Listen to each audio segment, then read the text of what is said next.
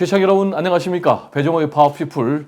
오늘은 중국통으로 불리는 북경대 정치학 박사 출신의 경기도 평택 더불어민주당 이병진 의원을 모셨는데요. 국민의힘의 중국 때리기의 속셈 그리고 바람직한 한중 관계 미래에 대해서 자세히 알아보겠습니다. 의원님 안녕하세요. 네, 안녕하십니까. 네, 요즘 너무 바쁘시죠? 아유, 괜찮습니다. 12월 3일 이후에 지금까지 이제 국회에 거의 이제 머물다시피 하고 있습니다. 이 정도는 제가 담지하고 가야 될 과정이라고 저는 생각하고 있습니다. 네, 지역구 가보면 네. 탄핵 네. 여론이 어떻습니까? 제가 12월 3일 전에는 지역구에 가게 되면 많은 비판적 여론을 듣지 않을 수가 없었습니다. 국회의원 매일 뭐 하고 있느냐. 근데 경험 이후에는 오히려 지역 구민들이 빨리 탄핵을 완성해 달라라는 그런 여론이 상대적으로 높은 것 같고요. 심지어 제가 있는 평택 을 지역은 해군 이함대사령부가 있고 한미 동맹의 상징인 캠프 험프리 28,500명이 있는 주한 미군사령부가 있고 공군 작전 사령부가 있고 가불병 중에서 상대적으로 보수층이 굉장히 두텁습니다. 근데 그분들이 대놓고 얘기를 못 합니다. 이제 네. 윤석열을 지지한다든지 특히 이제 캠프 험프리 정문에 보면은 그 관광협회 그 회원들도 계시고 그분들은 대부분 저 오른쪽에 가 계신 분들입니다. 네. 그분들마저도 저를 이제 비판하는 얘기를 제가 들을 수가 없었습니다. 그렇군요. 네. 윤석열 대통령의 파면을 요구하는 그런 움직임이 굉장히 거세진다라는 그런 말씀이신데 이재명 대표 때리기를 지금 국민의힘은 굉장히 하고 있잖아요. 네. 그런 가운데 지금 이재명 대표 결심 공판이 있었고 이제 한 3월 말 빠르면 네. 선고가 이루어질 것인데 여기에 대해서 이재명 대표는 낙관한다 네. 이렇게 얘기를 했더라고요. 그러면 우리 이 의원께서는 2심 공직선거법 결과를 어떻게 전망하십니까? 저 또한 낙관합니다. 근데 우리가 그 선거법 251조인데 허위사실 유포거든요. 근데 여기서 지금 문제가 되는 게 인식과 행위 여부인데 말이죠. 사람이 머릿속에 똥이 들었는지 밥이 들었는지 그 사람이 어떻게 했다라고 미리 추단해가지고 판결한다든 이거는 상당히 위험한 행위다. 때문에 저는 무죄가 나올 걸로 낙관하고 있습니다. 그리고 전국의 변화도 또한 중요한 변수고요. 그 이유는 판사님들도 공무원이고 그 다음에 검사님들도 공무원인데 말이죠.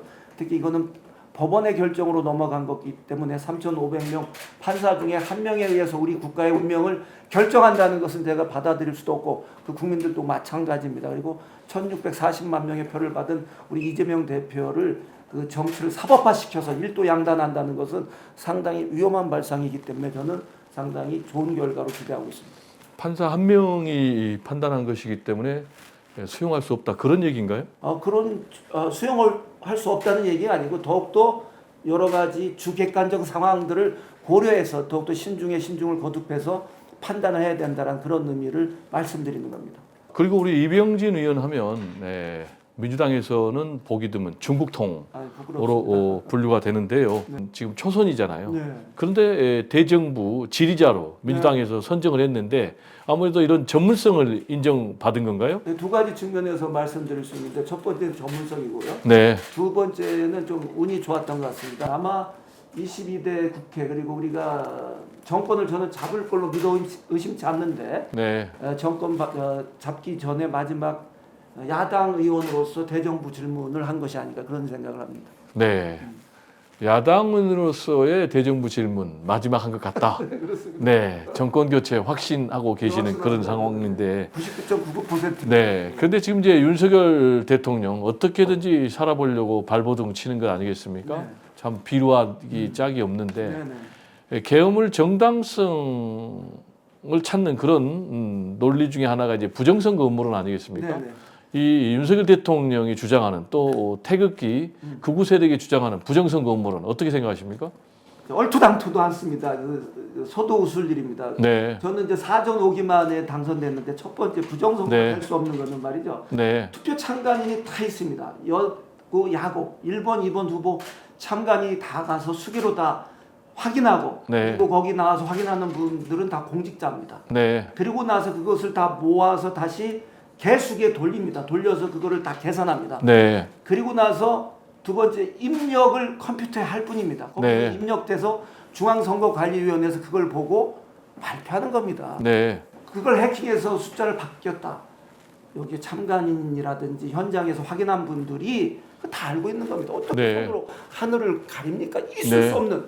어떻게 국민을 그렇게 호도할 수 있는지 저는 상상할 수 없는 일입니다. 네. 그리고 이제 윤석열 대통령 측에서 계속해서 이 부정선거 음모론을 주장하면서 여기에 또 중국의 개입설까지 꺼내 들고 있는 이런 배경, 속셈 뭐라고 생각하십니까? 이거는 말이죠. 우리 사회와 같이 이제 생각해 볼 부분이 있는데 우리가 담론 지형의 변화라는 그 사회학적 용어가 있는데요. 그게 사실 음모론이라는 거. 예를 들어서 중국 혐오 담론이라든지 이런 것들이 바로 이제 거기에 해당된다고 얘기할 수 있는데 보통 담론이라는 것은 우리 앵커님도 잘 아시겠지만 뭐가 있습니까? 예를 들어서 다인의 진화론, 독실한 기독교 신자이기 때문에 이제 창조론 쪽에서 보겠지만 그것도 한 100년 정도 걸린 거고 그다음에 코페르니쿠스의 그 지동설도 한 300년 후에나 입증되다시피 됐단 말이죠. 담론이 한번 변하게 되려면 이렇게 오랜 시간이 필요한데 이런 부정선거라든지 극우의 준동회에서 이 담론이 벼랑간에 변화된 거는 음모, 특히 이제 선거의 부정선거라든지 혐오 담론 이런 것들의 확산은 말이죠. 현재 국힘과 관계된 그 한쪽으로 몰린 그 자존심과 자격지심이 가진 더 나아가서 사회에서 탈락된 루틴 그리고 그것이 결여된 세력들이 권력자와 같이 내가 동등의 위치를 갈 수 없으니까 힘 있는 사람이 주장하는 것들을 같이 따라할 경우에는 자기도 모르게 거기에 자의를 하게 되는 겁니다. 그런 일과정으로 이런 담론이 확산되는 그런 결과가 나아지지 않았나 저는 그렇게 봅니다. 그러니까 윤석열 대통령 측에서 이 부정선거 음모론하고 중국의 개입을 엮어가지고 주장하는 그 배경을 어떻게 생각하시나요? 우리가 이제 특히 이제 가상의 적을 상장한다는 게 굉장히 중요하거든요.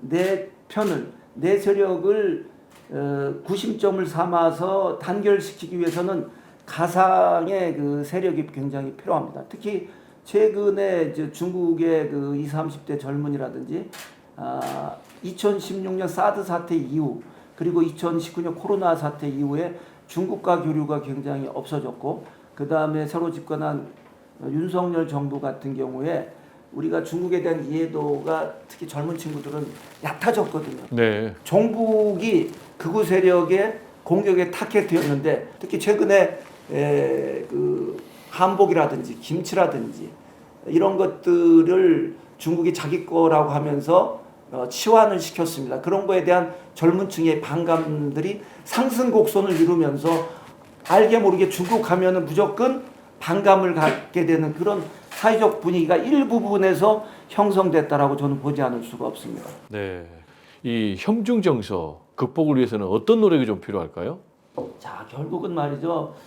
역지사지를 해야 되는 게 가장 중요한데 그렇게 하기 위해서는 중국의 상황에 대한 이해도가 굉장히 필요합니다. 네. 언론에 전달되는 그런 것만 보고 중국을 평가할 게 아니고 우리 젊은 친구들 중국을 많이 가서 보고 느껴라는 이런 얘기를 하고 싶고 그다음에 두 번째 우리가 2+2 전략 대화를 하거든요. 그러니까 너무 고위층 대화만 할 것이 아니고 이렇게 실무자급 대화를 더욱더 각 부처 20개 부처로 확산시켜 가지고 정치 분야, 경제 분야, 사회 분야, 문화, 체육 등등 각 부문의 교류의 다양화와 접촉입니다. 그것이 중요하고 그 다음에 상호 이해하기 위해서 또 필요하고요. 그 다음에 우리가 서로 상호 의존성이 옛날 수교 직후보다는 적지만 수소 분야라든지 그 다음에 전기차 분야, AI 분야 이런 쪽에 중국과 우리가 협력할 분야가 남아 있습니다. 물론 반도체 우리가 뭐 스스로 뭐 2년 앞섰다고 얘기하지만 그건 우리 기준이고 저는 반도체도 끝났다고 보거든요. 네. 14나노 이하도 걔들이 다 시제품을 만들었고 다만 상품성이 없어서 지금 생산을 안 하고 있지만 범용 반도체 같은 경우 중국이 벌써 다 만들어서 쓰고 있는 그런 상황이기 때문에 그런 분야의 협력을 강화시키고 그렇게 협력할 분야는 우리가 더욱더 찾아가고 기초과학 분야 굉장히 뛰어나거든요. 그것을 우리가 두드려서 서로 협력해서 우리가 상생할 수 있는 길을 모색해야 됩니다. 보니까 윤석열 정권 들어와서 미국의 수출 비중이 굉장히 높아졌지만 통계를 보니까 여전히 중국이 수출 1위 국가더라고요. 네, 그렇습니다. 보니까 2024년 기준인데 네네. 전체 수출액의 19.5%가 중국 차지했고 2위가 이제 미국으로 18.7%인데 자 지금 이제 이런 가운데 트럼프 2기 행정부 관세 정쟁이 시작이 됐는데 우리는 이 한국과 또 미국과 또 중국 이 사이에서 어떤 태도를 취해야 됩니까? 결국은 경제와 우리가 이제 안보를 좀 분리해서 접근할 필요가 있고요. 첫 번째. 네. 그리고 사실 지금 우리 앵커님이 정확하게 조사를 해주셨는데 한때는 우리가 중국이 한 33% 정도의 포션을 차지했었습니다. 네. 이게 지금 이제 19.5%까지 내려왔고 트럼프의 관세는 사실 자국이 마가로 대변되는 미국 국익 우선 정책의 일환으로 특히 지지자들에게 보여줘야만 하기 때문에 그것도 2년 내에 중간 선거가 있기 때문에 혁신적인 혁혁한 성과를 보여주는 일환으로 행해지는 일련의 과정이다라고 저는 보고 있고 결국은 트럼프도 2년 정도 가면서 타협의 그 대화의 모습을 취하지 않겠나 그렇게 보고 있습니다. 중국통 국제 정치학을 공부한 그런 분으로서 한국의 외교 정책 방향 어떻게 해야 됩니까? 어떤 방향으로 가야 됩니까? 제가 국가 우선주의가 지금 횡행하고 있는 국제 정서입니다. 세계 정세는 제가 국제 정치를 연구해 보니까 기복 사이클이 있습니다. 그동안 냉전 해체 이후 지구촌이라는 이름하에 국경이 없다라고 해가지고 우리가 글로벌라이제이션이라는 표현을 많이 썼습니다. 그게 거의 30년 시간이 지났고 앞으로 제가 이제 64년 12월 8일생인데 네. 한갑이 지났습니다만 제가 죽기 전까지는 자국 우선주의 이런 정책이 계속 진행될 걸로 보여집니다. 한스 모겐스라고는 국제정치학자가 그런 말을 했습니다. 외교의 가장 큰 목적은 뭐다? 국가이익이라고 했습니다. 내셔널 인터리스트라는 표현을 썼는데요. 우리도 실용 외교, 실사구시 외교를 통해서 특히 동북아의 사각, 미국, 중국, 러시아, 일본이 우리 주변에 있지 않습니까? 근데 우리가 군사적으로 세계 5위의 군사 대국이고 10위권의 무역 대국인데 이런 틈바구니에서 우리가 생존했을 수 있다는 것은 그동안 지구촌 WTO의 체제의 도래로 인해서 우리가 얻은 과실이 많지만 앞으로는 이렇게 자국 우선주의로 갈 그런 개연성이 너무나 농후하기 때문에 이제는 한쪽으로 경도된 미래 그 딸랑딸랑하는 푸들 정치가 아닌 러시아와 중국과도 적극적으로 우리가 대척점에 서지 않고 먼저 다가가고 의견을 제시하고 또 우리가 전략적 가치가 지금 많이 떨어져 나가고 있는 마당에 러시아는 전쟁이 우리가 평화협정을 통해서 한반도 휴전이 있듯이 러시아와 우크라이나의 전쟁도 그렇게 예견되거든요. 그럼 러시아가 다시 재건하고 하기 위해서 한국의 기술과 자본이 필요하기 때문에 오히려 저쪽에서 제한이 들어올 걸로 저는 봅니다. 그러면은 적극적으로 임해서 러시아하고도 관계도 설정해 나가야 되지 않겠나 이런 생각을 합니다. 네, 오늘 말씀 감사합니다. 네, 고맙습니다. 네, 배정호의 파워피플 오늘은 민주당의 중국 통인 이병진 의원을 모시고 내란 우두머리 피의자 대통령 윤석열과 태극기 극우 세력들이 주장하는 부정선거 음모론 그리고 중국 때리기의 실체에 대해서 자세히 알아봤습니다. 지금까지 함께해 주신 여러분들께 감사의 말씀을 드리고요. 다음 이 시간에 더 좋은 모습으로 찾아뵙겠습니다. 감사합니다.